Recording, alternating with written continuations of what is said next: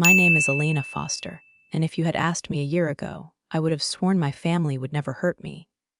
I'm a single mom to a 16-year-old boy named Evan, smart, careful.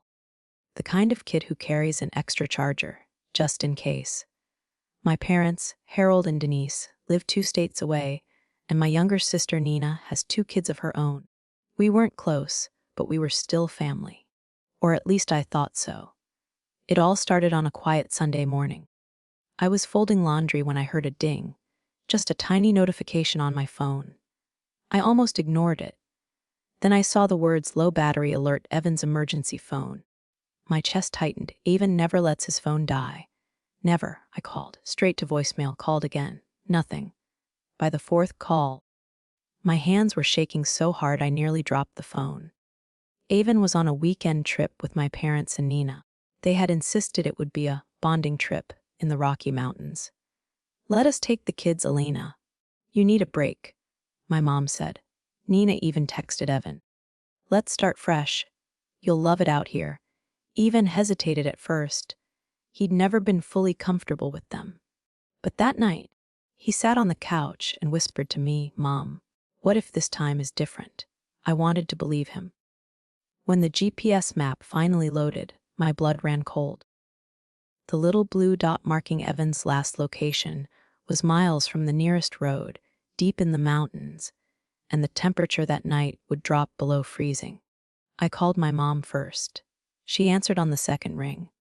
"Oh, he's fine," she said too casually. "He got upset and wandered off." "Wandered off? In the mountains?" I asked, my voice shaking. "He just needed some space." Nina added in the background. I didn't argue. I didn't scream. I just hung up. I booked the first flight to Denver, and I called the only person I trusted in a situation like this. Mark, a former park ranger I'd met at a survival workshop years ago. He didn't ask questions.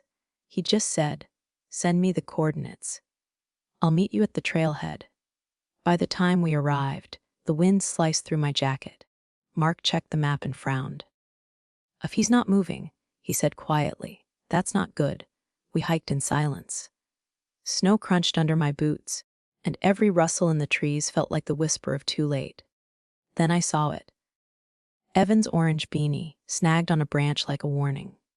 30 minutes later, we found him, curled against a rock wall, lips blue, eyes half closed, still clutching his camera. He whispered, voice shaking, "They took my bag on purpose." At the hospital, the doctor said it was mild hypothermia and early dehydration. A few more hours and my only son might have been gone. Evan slept for 14 hours straight. When he woke, the first thing he said wasn't "thank you." It was, "Mom, I don't think they wanted me to come home." And in that cold hospital room, with the heart monitor beeping, I realized my family hadn't just failed me. They had tried to erase my son. When Evan finally woke up in that hospital room, his lips were still cracked, his voice faint. I brushed the hair off his forehead and whispered, "You're safe now." He didn't nod. He didn't smile. He just looked at me with those pale gray eyes and said, "Mom, I think they didn't want me to come back." The words froze me harder than the mountain air ever could. I wanted to tell him he was wrong, that it was an accident. But my gut, the same gut that made me call 4 times, that booked the flight, that dragged me up that icy trail, knew the truth. They hadn't just abandoned him. They had planned it. A few hours later, when Evan finally drifted back to sleep, I opened his camera. It was still cold from the mountain air, a little dusty from the trail. He records everything, trips, sketches, even stupid little vlogs for his private YouTube channel that maybe 3 people watch. I scrolled through the files. There it was, a 14-minute clip, timestamped the day he almost died. The video starts with his feet crunching over snow and gravel. He's humming, probably thinking this was just another hike. Then I hear Nina's voice. "Go up to the ridge. You'll get the best photos from there. We'll wait here." Evan's voice, cheerful and trusting. "Okay." "I'll be quick." He walks ahead. The video shakes with every step, boots on loose rock. He turns the camera toward the valley below. It's beautiful, breathtaking, deadly. 10 minutes in, he turns around. The parking spot where the car had been empty. The camera catches his whisper. Where did they go? Then the video keeps rolling. Him calling out, him circling the ridge, him realizing the big backpack with the charger and thermal blanket is gone. And then silence. Only his breathing. And the faint sound of wind moving through the trees, like the mountain itself was holding its breath. I copied everything to my laptop, to a flash drive, to the cloud. I knew I'd need every second of this. Then I called Mark, the ranger who had hiked with me. He picked up on the first ring. Found anything? He asked. I swallowed hard. Yeah, I think this wasn't an accident. He didn't sound surprised. Thought so. That bag didn't just disappear on its own. By the next morning, I had a folder on my laptop labeled VDNC, even an NCDent inside. The full video photos of the trail and the beanie on the branch, GPS logs from his emergency phone. A written statement I asked Evan to sign once he was awake enough. They told me to go ahead. When I turned back, they were gone. My bag was missing. I stared at that folder for a long time. The rage that I'd been holding down since the phone call started to burn. Because this wasn't just recklessness. This was calculated cruelty. 2 days later, my phone buzzed with a text from my mom. No, how is Evan? No apology, just, we need to talk. Don't overreact. Family is family. I didn't respond. Instead, I made 2 calls to Aunt Celeste, the one who manages our family trust. To the county sheriff's office near the trailhead. I didn't yell. I didn't beg. I simply said, my son was abandoned in the mountains. I have proof. And for the first time in my life, I wasn't the one who was scared. The sheriff's office in that little Colorado mountain town was smaller than my high school library. But the moment I stepped inside with my laptop, the air felt heavier than any courtroom I'd ever been in. Detective Moreno met me in a plain brown jacket, hands in his pockets. You're the mother, he asked. Yes, I said, and this is my son, Evan. Evan sat next to me, pale but alert, his beanie pulled low over his forehead. He hadn't spoken much since we left the hospital. But when Moreno turned on the video, he didn't look away. The video played in silence except for Evan's boots crunching over snow. When Nina's voice came through, go up to the ridge, we'll wait here. The detective's brows furrowed. By the time the screen showed the empty parking spot and Evan whispered, where did they go? Moreno's jaw tightened. When the video ended, he leaned back in his chair. So, he said slowly, they told you to go ahead and when you came back, the car and your bag were gone. Yes, Evan said, voice steady for the first time. And your family didn't call 911. No, I said flatly. In fact, when I called them, they told me he needed space. Moreno exhaled and reached for a form. This isn't just neglect. This could be reckless endangerment of a minor. When we left the station, the sun was setting over the mountains, painting the snow in streaks of gold and crimson.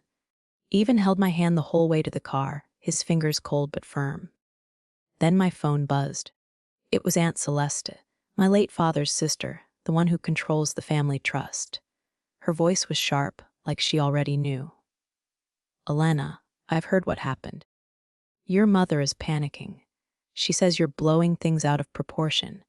I laughed bitterly.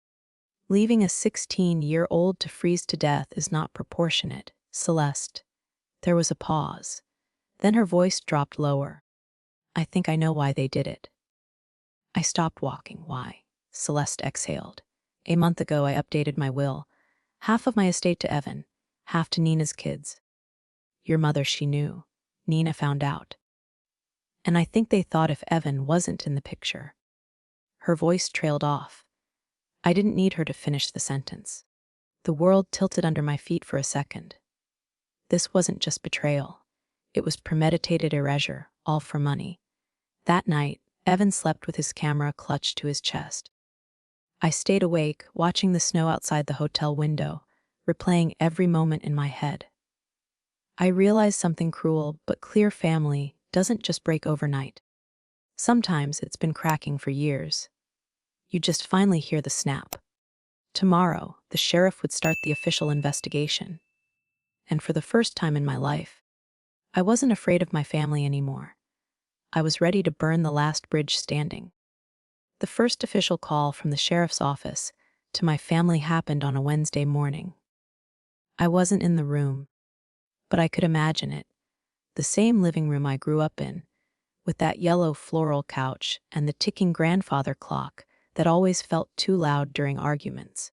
Detective Moreno called me afterward, his voice calm but clipped. "They didn't seem surprised to hear from me," he said. "In fact, your mother sounded rehearsed." That single word made my stomach twist. Rehearsed. Because of course she was. My mother has been rehearsing lies her entire life. I know my family's patterns by heart. We don't do screaming matches or thrown plates. We do polite cruelty, whispered guilt trips, and well-practiced deflections. When I was 12, I got the flu on Christmas. I stayed in bed all day. The next morning, my mom said, "You really ruined the holiday for everyone." She said it with a smile, stirring sugar into her coffee like she was commenting on the weather. Nina learned it too. She's always been the performer. The golden child, the sparkling one. She can look someone dead in the eye and make them believe that the problem isn't her, it's you. So of course, when the sheriff asked why they hadn't reported Evan missing, my mother's response was, "Oh, we didn't want to overreact. He's a teenager. Teenagers wander." That afternoon, I got a call from my sister. I didn't want to answer, but my fingers moved on their own. "Alana." Nina's voice was syrupy sweet, but shaking underneath. "I heard you're telling people things that aren't true." I closed my eyes. "Tell me, Nina, which part isn't true? The part where you left my son on a freezing mountain? Or the part where you stole his emergency bag?" There was a pause. Then she tried the same line my mother used. "He's fine, isn't he? You're making this bigger than it needs to be. If we all just sit down," I cut her off. "No, we're past sitting down. We're past pretending." She exhaled hard into the phone. "You're going to ruin this family." I laughed, sharp and bitter. "No, Nina, you already did. I'm just turning on the light so everyone can see the mess you made." Then I hung up. My hands were shaking, but it wasn't fear anymore. It was clarity.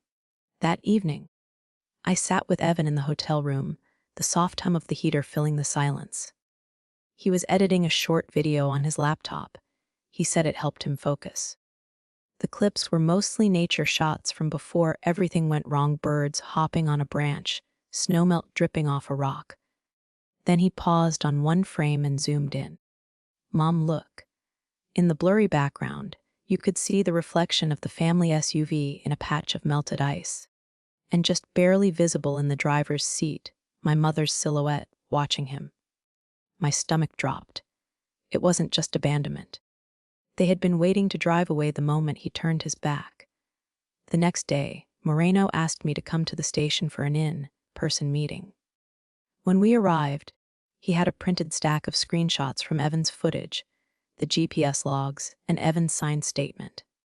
"This," he said, tapping the folder, "is enough to move forward with formal charges for reckless endangerment." But he hesitated, eyes sharp. "If you want to go for conspiracy and inheritance interference, we'll need financial motive clearly documented." I didn't even blink. "I can get that for you." Because I already knew where to look. The group chat, the texts, the stupid little slip-ups my family always made when they thought I wasn't paying attention. That night, I opened the family chat on my phone. They had stopped texting me directly, but they hadn't kicked me from the chat yet. I scrolled back to the week before the bonding trip. There it was, Nina. "If this doesn't work, I don't know what will. Mom, keep it calm. She overreacts if we push too hard. Dad, just make sure the paperwork is in order first." My chest went tight. The paperwork was Aunt Celeste's will. They were plotting this before they even packed the car. When I showed the text to Evan, he didn't cry. He just nodded slowly and said, I always wondered if they hated me. I guess now I know. I wanted to tell him he was wrong. That hate wasn't the word for it. But the truth was worse. It wasn't hate. It was calculated indifference. The kind of coldness that makes betrayal so much sharper than anger ever could. By the weekend, Moreno confirmed he had compiled the video evidence, GPS logs, medical report from the hospital, copies of the group chat texts I provided. And he said the words I'd been waiting for. Your family will be served with subpoenas next week.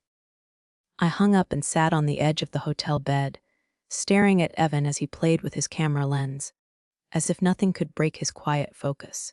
I felt the weight of generations pressing down on my shoulders. Secrets, lies, and blood ties twisted into something dangerous. But I also felt something else. Relief. Because for the first time in my life, I wasn't going to let them get away with it. The first time I saw my family after the mountain was through the windshield of Detective Moreno's SUV. He insisted I ride with him to serve the subpoenas. Not because I need you there, he said, but because I want you to see that this is real. People like them will keep pretending nothing happened unless they're forced to face it. We pulled up to my parents' house on Maplewood Lane, the same house I grew up in, the same house where my mother taught me to bake cookies and my father taught me how to check the mailbox like it was some sacred ritual. Now, the front lawn looked smaller, the paint more faded, or maybe it was just my eyes seeing the rot that had always been there. When Moreno knocked, my mother opened the door, smiling that brittle smile she used at church socials. "Officer, can I help you?" she said, voice soft like honey. Her eyes flicked to me, then away like I was an inconvenience. Moreno's tone was flat. "Denise Miller, you and your husband are being served subpoenas related to the investigation into the abandonment of a minor. Your daughter Alina and her son Evan have provided evidence. You are not under arrest today, but you are required to appear." The color drained from her face. Behind her, I saw Nina, arms crossed, her expression oscillating between anger and panic. "Are you serious?" Nina hissed, stepping into the doorway. "This is ridiculous. He's fine. He's standing right there." "Isn't he?" Evan wasn't with me. He was back at the hotel with Mark. But the way Nina spat the word, he made me want to step forward and shield him anyway. My father appeared behind them, moving slower than I remembered, his white hair sticking out in the back like he'd just woken up from a nap he didn't deserve. "Elena," he said, voice wary, "you didn't have to do this. We're family." That word, family, scraped down my spine like broken glass. Family doesn't leave a 16-year-old to die on a freezing mountain, I said, my voice shaking with fury I hadn't released until now. Family doesn't take his bag, his water, and his only protection.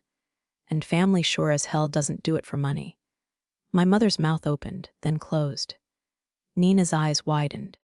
She hadn't expected me to say the word money out loud. Moreno broke the silence. "Ma'am, sir, you'll receive the court date in the mail. I strongly recommend you contact legal counsel." Then he turned and walked back to the SUV, leaving me standing on the porch with 3 ghosts from my past. I could feel my mother's stare between my shoulder blades as I followed him. As we pulled away, I saw Nina step into the yard, her face twisted with rage. She screamed something, but the glass of the SUV blocked it out. And in that moment, I realized she wasn't afraid of prison. Not yet. She was afraid that the facade she had built her whole life was crumbling, and there was nothing she could do to stop it. That night, back at the hotel, Evan was sitting cross-legged on the bed, flipping through photos on his camera. He didn't look up when I entered. "Did they see the video?" he asked. "Not yet," I said. "But they will. Everyone will." He nodded slowly, his fingers tightening around the camera like it was the only shield he had left. Then he whispered, almost to himself, "I don't think they ever loved me." "Not really." I sat down beside him and put my arm around his shoulders. "They didn't deserve you," I said. "And they never will again." There comes a moment in life when you finally see your family without the rose-colored glass of hope. That moment is painful, but it is also freeing. Some blood ties are nothing more than chains, and the people who share your last name can still be strangers to your soul. Protecting yourself and your child sometimes means walking away forever, and the peace that follows is worth the storm. The first preliminary hearing for the case was scheduled on a rainy Thursday morning. Evan didn't want to go at first. He said courtrooms made him feel like he'd done something wrong, even when he hadn't. But Detective Moreno suggested he attend, quietly, without testifying yet, just to see the people who had tried to erase him face the reality of their choices. We arrived early. The courthouse smelled like wet paper and old coffee, and every step on the tiled floor echoed like a warning. I could feel Evan's hand trembling in mine, and I squeezed it gently. "Whatever happens in that room," I whispered, "we're already on the side of the truth." When we stepped inside the courtroom, my mother was already there, wearing a gray suit that looked a size too big for her, as if she had shrunk in the past few weeks. My father sat beside her, stiff and silent, and Nina, she was in a cream-colored dress, hair perfectly curled, makeup flawless. The performance had begun. She didn't look at me. Instead, she stared straight ahead with the same fake serenity she'd worn since we were kids, the expression that always fooled strangers but never fooled me. The judge, a woman in her 50s with steel, gray hair and reading glasses perched low on her nose, called the room to order. "This is the preliminary hearing for the matter of People Viz. Miller," she said, voice steady. "Charges reckless endangerment of a minor, neglect, and conspiracy to interfere with a legal trust." The words hung in the air like a storm cloud. The prosecutor began by summarizing the evidence. The GPS logs from Evan's emergency phone, the hospital's medical report, the video clip showing Nina directing him to the ridge, followed by the empty parking space screenshots from the family group chat hinting at premeditation. When the group chat screenshots appeared on the projector, Nina's composure cracked for the first time. She glanced at me, eyes wide, and mouthed something I couldn't quite catch. Then came the emails, the twist I hadn't expected so soon. The prosecutor explained that Aunt Celeste had voluntarily turned over a chain of emails she'd received from my mother 2 weeks before the family trip. The subject line of one email: estate planning, urgent before spring. The body of the email was short and cold. "We need to make sure things are fair. Evan is difficult. Maybe we should consider alternative arrangements. I'll talk to Nina about taking a trip soon." I felt Evan stiffen beside me. He didn't look at me. He just stared straight at the email on the projector, jaw tight. It was like someone had carved the words into his chest. When the judge asked if the defense wanted to respond, Nina finally broke her silence. Her voice was sharp, desperate. "This is being taken completely out of context. Evan is fine. He's right there." She pointed at him as if his survival was her evidence of innocence. The judge didn't flinch. "Ms. Miller, your context appears to be an orchestrated plan to remove a minor from the inheritance line by placing him in mortal danger." My mother finally spoke then, voice trembling but still trying to sound reasonable. "We just wanted him to toughen up. He's always been delicate. We thought a little space willed." Moreno, sitting behind the prosecutor, muttered just loud enough for the microphone to catch it. "A little space at 28 degrees. The room went silent except for the sound of rain against the courthouse windows. During a brief recess, Evan and I stepped into the hallway. He leaned against the wall, eyes closed. "They were going to let me die," he said softly, not as a question but as a fact he was finally allowing himself to say out loud. I nodded, tears stinging my eyes. "They were. But they didn't, and now everyone sees them for who they really are." He opened his eyes and looked at me, voice steadier. "Then we keep going. All the way." When the hearing ended, the judge set the date for the full trial. Walking out of the courthouse, I felt the weight of the rain on my coat, heavy but cleansing. For the first time in months, I felt like we weren't just surviving. We were reclaiming something that had been stolen long before that mountain trip, our sense of safety. I glanced at Evan as he stepped into the wet parking lot, his orange beanie pulled low. He wasn't smiling, but there was a fire in his eyes I hadn't seen since before the betrayal. And in that moment, I realized that even in the wreckage of family, we were building something stronger than blood, the unbreakable bond of two people who chose each other over the people who tried to destroy them. There comes a point where you must accept that not every family tie is sacred. Some bonds are poisoned from the start, held together only by habit and fear. Letting go of that illusion is painful, but it clears the space for real love and loyalty to grow. In the end, protecting your child and your own soul will always matter more than protecting the reputation of people who tried to harm you.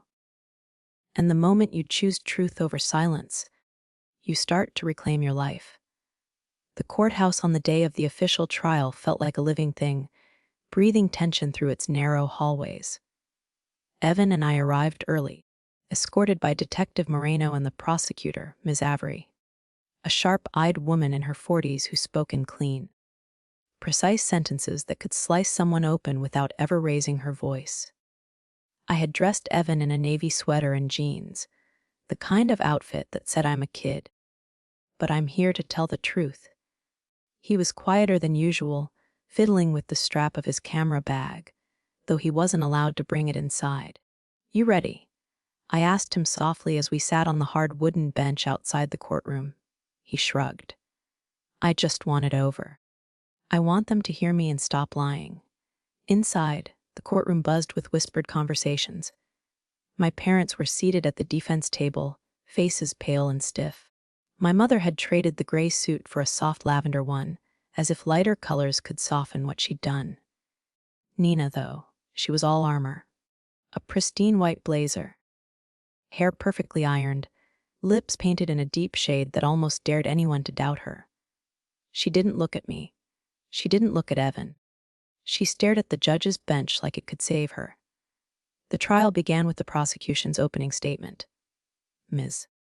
Avery spoke with the calm authority of someone who had seen this kind of quiet cruelty before. "This case," she said, "is not about a misunderstanding. It is about a calculated decision to abandon a 16-year-old boy in a life-threatening environment for financial gain. We will show evidence that the defendants, his own family, planned to remove him from the inheritance line by removing him from life itself."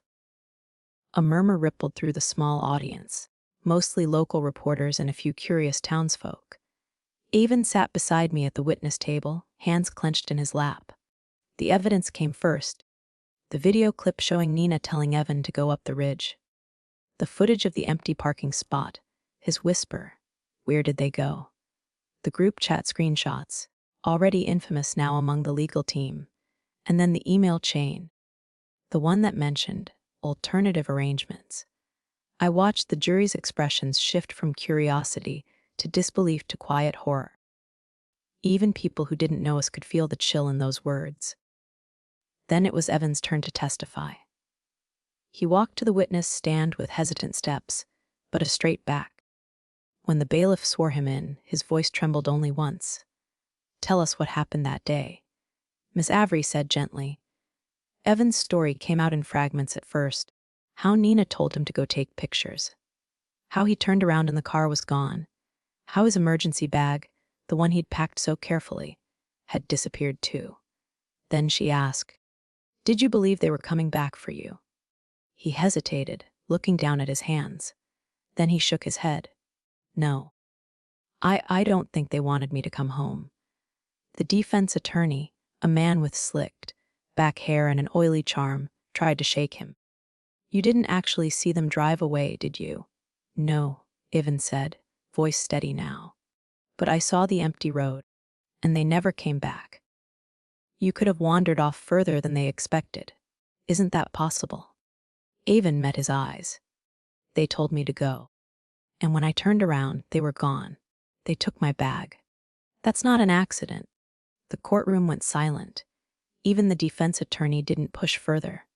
And then, just when I thought the day couldn't twist any tighter, the prosecution called a surprise witness, Mrs. Howard, our old next-door neighbor. She was a retired librarian in her 70s, sharp as a tack and fond of Evan because he used to carry her groceries. She walked slowly to the stand, adjusting her glasses, and the moment she started speaking, my stomach flipped. "I overheard a conversation," she said, "about 2 weeks before the trip. Your mother and sister were in the driveway. They didn't see me waiting by the fence." She paused, looking straight at the jury. "I heard your sister say, 'If we do this right, Celeste will have no choice but to change the will.' And your mother said, 'We just need him out of the way for a while.'" Gasps echoed in the courtroom. Nina's face went white, then red, then a strange grayish color I'd never seen before. My mother gripped the edge of the defense table so hard her knuckles turned bloodless. The defense scrambled, objecting, claiming hearsay. The judge overruled. This wasn't just gossip. It was pattern evidence supporting the written messages and emails. In that moment, I knew we had crossed the line from suspicion to proof. No jury could unhear those words. When the court recessed for lunch, I found Evan in the hallway, sitting on the bench with his head in his hands. "You okay?" I asked. He nodded slowly. I finally believed they were really going to let me die." I pulled him close, letting him rest his head on my shoulder like he did when he was small. "Believing it is the hardest part," I whispered. "But it's also the part that sets you free." Outside, the rain from the previous hearing had cleared. Through the tall courthouse windows, the sun hit the wet pavement, and the whole world gleamed like it had just been washed clean. For the first time in months, I felt like maybe, just maybe, justice was catching up. There comes a day when the truth no longer whispers, it roars. Facing betrayal from family is like standing in the cold with no shelter, but naming it aloud is the first step toward warmth. People will try to dress cruelty in politeness, but actions leave fingerprints that lies can't erase. And when justice begins to move, it doesn't stop for the comfort of those who caused the harm. In the end, choosing to see clearly is what allows you to finally break free. The second day of the trial felt heavier than the first. The courthouse was silent except for the shuffle of shoes and the occasional echo of a door closing somewhere far down the hallway. Avon walked beside me, his orange beanie in his hand this time, hair a little messy, eyes sharp. I had warned him, today will be ugly. They'll try to twist the story. They'll try to make it your fault. He only nodded. "I'm not scared anymore, Mom. I just want everyone to hear the truth." Inside, the defense team had prepared their counterattack. Nina's lawyer rose first, voice smooth and theatrical. "My clients are devastated by this misunderstanding. This was a family bonding trip that went tragically wrong, not a criminal act. Evan is alive and safe today because his family loves him." I wanted to stand up and scream. Loves him. Love doesn't look like hypothermia. Love doesn't look like an empty road and a missing bag. Then came their strategy. They tried to shift the blame. "Ivan," the defense attorney said during cross-examination, "isn't it true you sometimes like to explore alone? Isn't it possible you wandered farther than they expected?" Evan's jaw tightened, but his voice was steady. "They told me to go. They took my bag. I didn't wander. I waited. For hours." Then the attorney smirked. "But you have no proof that they intended to leave you permanently, correct?" Avon didn't answer immediately. He glanced at Ms. Avery, who gave a small nod. And that's when she rose from her seat and said the words that flipped the room. "Your Honor, the prosecution would like to introduce Exhibit 23, a recovered video file from the witness's camera." The courtroom went still. Ms. Avery wheeled in a small monitor and played the clip. It started like the others, Evan walking along the ridge, humming the crunch of snow beneath his boots. Then, at the 3-minute mark, the camera swung slightly to the left, catching the family SUV in the distance. And this time, you could hear them. The mic picked up muffled voices through the wind. Nina. She's not going to believe us if he comes back right away. Mom. Then let him cool off for a few hours. He'll learn? Dad? What about the bag? Nina, leave it. If we take it, it'll look like an accident if he. The courtroom erupted in gasps. Even the stenographer froze for a moment before catching up. Nina's composure shattered like glass. She leapt to her feet, shouting, "That's edited!" She faked that. Sit down, Ms. Miller, the judge said sharply. This courtroom will remain in order. My mother buried her face in her hands. My father stared at the table, unmoving, like a man already watching his life end. The defense attorney tried to object, mumbling something about wind distortion and context, but the damage was done. No jury could unhear. It'll look like an accident if he. When court recessed, reporters swarmed the hallway. I shielded Evan as best I could. But he walked taller now, shoulders squared. He wasn't just the quiet boy with a camera anymore. He was the kid who survived, and the world was finally listening to him. We sat together on the stone steps outside, the spring air cool against our faces. Mom, he said quietly, they can't pretend anymore, can they? No, I said, wrapping my arm around him. And we don't have to either. That night at the hotel, I watched Evan sleep for the first time without the tightness in my chest that had haunted me since the mountain. I realized that no matter what the verdict would be, a part of the storm inside me had already passed. The truth was out. The masks had fallen. And now, all that was left was the reckoning. The moment the truth comes to light, lies lose all their power. People can pretend for months, even years, but a single undeniable fact can shatter a lifetime of manipulation. Sometimes justice doesn't arrive with a roar. It arrives with the quiet, unshakable proof that cannot be ignored. And in that moment, you finally understand that survival is not just about living. It's about being seen, heard, and believed. The day of closing arguments felt like the air itself was holding its breath. The courtroom was packed. Reporters, curious locals, even a few extended relatives I hadn't seen in years, all hungry for a glimpse of the storm that had torn our family apart. Evan and I sat side by side at the prosecution's table. He wore his navy sweater again, his lucky orange beanie tucked into his lap. His posture was straight, but I could feel the tension in the way his fingers curled against the wood of the bench. The prosecutor, Ms. Avery, rose first. Her voice was calm, measured, but there was steel beneath every word. Ladies and gentlemen of the jury, she began, this case is not complicated. It is about choice. The defendants, Denise, Harold, and Nina Miller, chose to leave a 16-year-old boy in the mountains, in freezing temperatures, without the supplies he needed to survive. They chose to take his emergency bag. And they chose to do it because they believed it would benefit them financially if he did not come home. She let the silence stretch before continuing. They dressed their cruelty in polite words. They called it space. They called it tough love. But the evidence does not lie. The video does not lie. Their own messages do not lie. And Evan's survival does not erase their intent. It exposes it. I felt Evan's hand brush against mine under the table, and I squeezed it once. Then it was the defense's turn. Nina's lawyer stood, adjusting his tie, and launched into a desperate performance. My clients are heartbroken that this has escalated into a criminal matter. This was never about inheritance or harm. This was a family misunderstanding turned tragic in appearance, but not in intent. A boy wandered, he got scared. And now, his mother has turned this into a vendetta.